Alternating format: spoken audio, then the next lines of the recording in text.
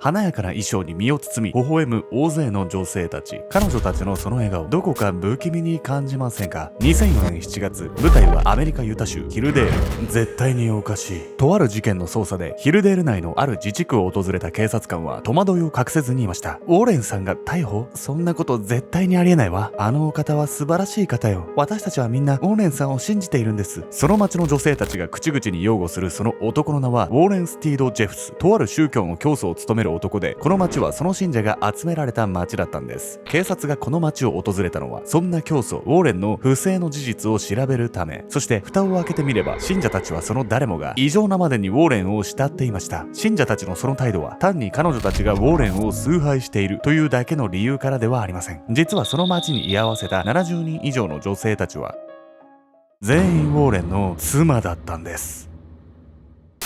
とある宗教の教祖を務め70以上の妻を持つ男。女性たちがその状況を不審に思わずウォーレンを信頼している理由とは？女性たちと同じ立場に立たされた時、あなたはその思考のおかしさに気づけますか？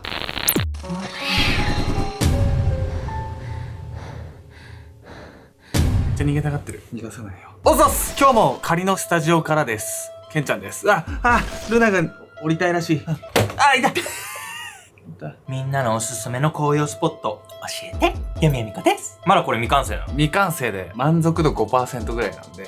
何、はい、じゃあ次回はこの後ろのカーテンを開けたら、オバマ大統領でも来るの？どんなボケなのそれは。しかも今の大統領じゃないんだ。本日皆様にご紹介するのはアメリカのアリゾナ州、テキサス州、ユタ州などで活動している宗教団体について。実はこの教団、法律で禁止されている一夫多妻制を実践しているんです。法律で禁止されているのにそんな実施することが可能な理屈がわかんないんだけど、どういうことなの？違法なんだけど、やってるってことですよね。それは。何それ？でも信仰のね、自由っていうのもあって取り締まりにくいっていう側面もね、あるみたいなんです。ただね、とある事件からこの教団の教祖は起訴されることに。そして信者が集まる町へ警察が到着すると、そこは教団特有の不気味な雰囲気に包まれていたんです。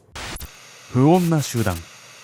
2004年7月、アメリカユタ州ヒルデール。あのお方は神の啓示に従っておられるだけです。私たちはおかしなことなんて何もされていない。その町へ事情聴取に訪れた警察に冷たく応じた住人の女性。町の住人の誰に尋ねても反応は皆似たようなものでした。この様子じゃ有罪につながる証言は引き出せそうにないな。警察が調べているのは FLDS という宗教の教祖ウォーレン・スティード・ジェフスについて、彼の甥ブレント・ジェフスがウォーレンから性的暴行を受けたとして訴訟を起こしたためでした。そして警察が訪れたこの町は教祖ウォーレンが集めた信者たちが暮らす町。訴訟を起こしたブレントの他にも被害の声がいくつか上がっていたため、警察は信者に聞き込みを行うことにしたんです。しかし信者のほとんどはウォーレンについて何も話そうとはせず、どこか怯えたような目で警察を見るだけ。やはりこの街の雰囲気はどうにも気味が悪くて好きになれないな。なんか隠してるようなちょっと閉鎖的な環境の宗教団体ってことよね。なんか居心地はすごい悪そうじゃない？こんなとこ。しかもね、警察がね、違和感を覚えているのは信者たちの態度だけではなかったんです。警察が不気味に思っていたのは町の住人たちの性別に関して。訪ねた家からは決まって女性が顔を出し、外を歩いているのも女性ばかり。町のどこを見ても男性はごくわずかにしか見当たらないんです。しかも女性たちは全員が同じような衣服や髪型で着飾り、大人の女性でも話してみるとなぜか異様なほどに世間知らず、おとぎ話の世界に迷い込んだかのようなその町の空気に警察はそこはかとない気持ち悪さを感じていました。一体なぜこの町はそれほど女性で溢れているのか、そして女性たちは一体どのような暮らしをしているのか。その実態を知るにはウォーレンが教祖を務めるようになった経緯から辿っていく必要があるんです。亡き父に代わり今日から僕が FLDS の代表となった。しかし父はいつでも天国から君たちを見ている。君たちは引き続き父が隣にいるつもりで暮らしていきなさい。2002年先代教祖ルーロン・ジェフスが亡くなったことで FLDS の教祖となったウォーレン。教祖に就任した際の彼の言葉はこの先も父ルーロンの教えを信者一丸となって守っていくように促すものでした。教祖の息子として生まれたウォーレンは若い頃から規律を重んじる真面目な男性として知られていました。エリートとして育った彼は FLDS の私立学校アルタアカデミーの校長を20年務めた後、教会指導者の顧問に。そして父ルーロンが亡くなったこの年、満を持して教祖の座に就いたんです。いや、甥っ子に的暴行したとかって言うからさ、もうろくでもないやつかと思ったらなんか意外に真面目そうで、なんかお父さんの教えを引き継ごうとしてさ、すごい真面目じゃない？ただそれがね、いいかどうかっていうのは引き継いでいる中身がね、いいか悪いかによるかなと思うんですよ。確かに。というわけで本日のメトラキーワード、末日生徒、末日生徒イエス・キリスト教について。末日聖徒イエス・キリスト教は1830年に創設されたキリスト教系の新宗教。現在も670万人以上の会員がおり、アメリカで4番目に規模の大きいキリスト教宗派とされています。末日聖徒イエス・キリスト教では約半世紀にわたって一夫多妻制が推奨されていました。これは高尚な地位の男性の子孫を残すことが良しとされていたことと、女性もそうした地位の男性と結婚すれば幸せになるとされたため。しかし法律の兼ね合いもあり、1890年にはこの教団も一夫多妻制を廃止しています。そして教団が廃止した後も一夫多妻制を実践し続け、破門となった信者によって作られたのが FLDS なんです。男性は少なくとも3人以上の妻を持つように。ウォーレンは父ルーロンから受け継いだ教えに従い、男性信者たちに口うるさくそう促しました。そして FLDS の男性たちは自由恋愛で複数の妻を持つわけではありません。FLDS 内で誰と誰が結婚するかは全て教祖のウォーレンによって決められるんです。さらに無理に結婚を命じられたとしても反抗する女性はほとんどいません。FLDS の自治区で育った女性は幼少期からネットやテレビを禁止されており、街の外の情報をほとんど知りません。彼女たちにとってはウォーレンの教えが全て、結婚についても教祖ウォーレンに命じられることが当たり前なんです。そんな閉鎖された環境で育った女性たちが経済的に自立していけるかも気になるところなんですが、実は彼女たちは多くが国からの手当で生活しています。アメリカの法律では一夫多妻制が認められていないため、 FLDS の男性信者の2人目以降の妻はシングルマザー扱い、 FLDS の女性はそのほとんどが公的補助の対象なんです。無理やりシングルマザー生み出してるような感じになっちゃってるし、手当がもらえること自体なんかもう本末転倒なことになっちゃっておかしくないこれ。実はこの地域だけですね、公的補助の受給率が高すぎて問題視されていたみたいなんです。そうよね。また一人の男性が3人以上の妻を持つとなると、教団内で女性が足りなくなってしまう問題も出てきます。この問題を解決するため FLDS ではある対策が取られていたんです。よく来たね。今日は君たちについてちょっと引っかかる噂を聞いたもんで来てもらったんだ。いつになく神妙な面持ちでそう告げたウォーレンの前には10代半ばの数人の少年が。全く思い当たる節のない彼らは怪げそうに顔をしかめます。そして次の瞬間、ウォーレンが言い放った言葉に彼らは耳を疑うんです。聞くところによると、君たちはロックが好きだそうじゃないか。あれは不良の音楽だ。そんなものを聴いている君たちは破門だ。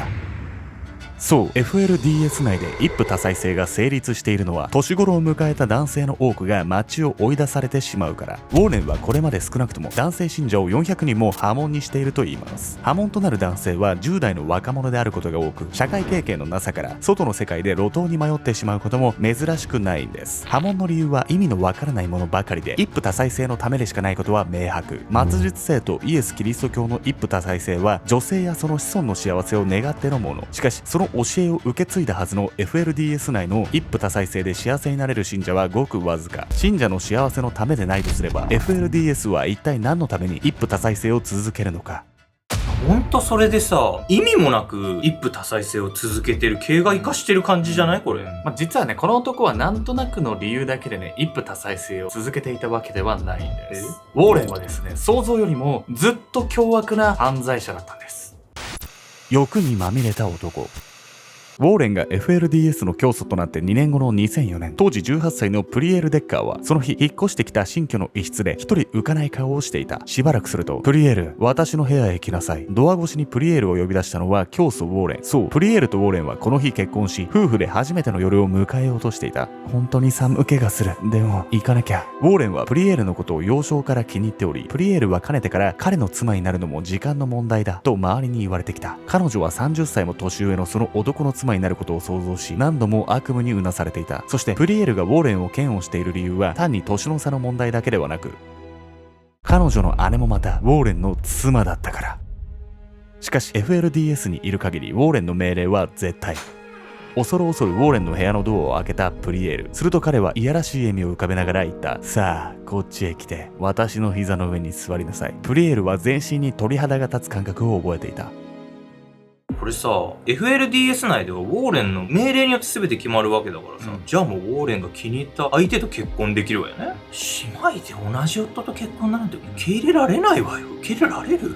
でもFLDS 内では姉妹で同じ相手と結婚するっていうのは珍しいことではなかったんです。FLDS で結婚した女性はとにかく子作りに専念するように命じられ、10人以上の子供を産む女性も珍しくありません。そして生まれてきた女児は全員いわばウォーレンの着せ替え人形。彼は女児の服装や髪型を全て指定し、日々彼女たちを眺めながら年頃になるまでにお気に入りを見定めるんです。プリエールとよく似た姉が姉妹揃ってウォーレンのお気に入りになるのも自然なことでした。そしてその年の差からもウォーレンとの結婚に抵抗を感じていたプリエールですが、彼女よりさらにひどい例もあります。 FLDS の女性の平均年齢は14歳。ウォーレンの妻はそのほとんどがまだ未成年で、なんと10代前半で結婚させられた女性も多数いるんです。そう、信者の幸せにつながらないにもかかわらず FLDS が一夫多妻制を続ける理由は何より教祖自身が未成年をはべらせ性欲を満たすため。欲の限りに結婚を繰り返したウォーレンにはなんと79人もの妻がいるんです。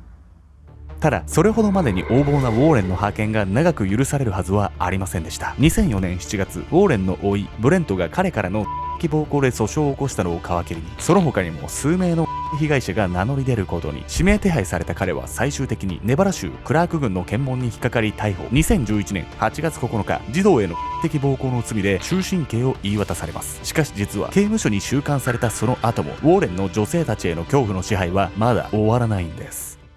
いやいや、逮捕されたらちょっかいの出しもなくないこれ。それがですね、逮捕されただけでは終わらないのがカルト宗教の怖いところなんですよ。冷めない悪夢。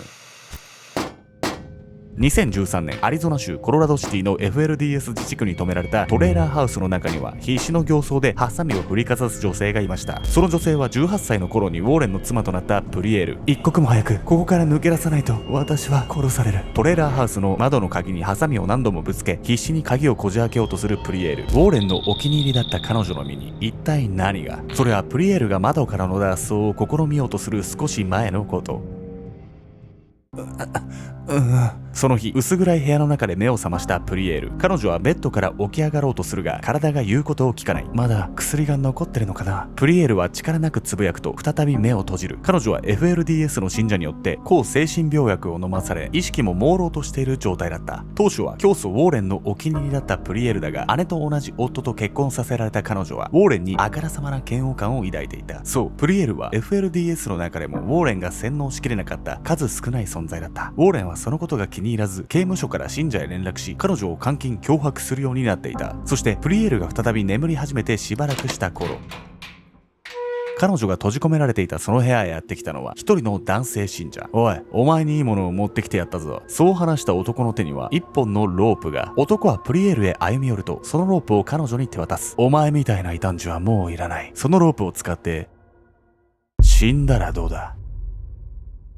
ウォーレンは信者にまでさせようとしてたわけ？自分に従順じゃないからって理由だけで？そうなんです。プリエールがそうだったように、ウォーレンが逮捕された後も被害者は出続けていたんです。結局その後、プリエールは監禁されていたトレーラーハウスの窓の鍵を壊し脱走。近隣住民によって無事に保護されました。そして現在は外の世界で出会った新しい夫と再婚。同時にユタ州ヒルデールにて FLDS を脱走してきた元信者をサポートする活動をしています。プリエールの他にも教祖ウォーレンの逮捕後に彼の的暴行を告白する信者は後を絶たず、中にはそのトラウマから自分で命を絶ってしまった元信者も。このようにしながらウォーレンの悪行の数々は未だ元信者たちの心に深い傷を残し続けているんです。そして中には今でも洗脳が解けずウォーレンの釈放を待ち続けている信者も。2022年8月、ウォーレンは刑務所の中から啓示を発し、元信者たちに再結集を促しました。この啓示に呼応し、また各地の自治区に信者が復帰。未だに活動を続けている信者が1万人はいると考えられているんです。 FLDS の教えには一夫多妻制の他にも人種差別や動物虐待につながるものなど存在してはいけない内容が数多くあります。プリエールのような活動家によって少しでも多くの信者の洗脳が解けることを切に願います。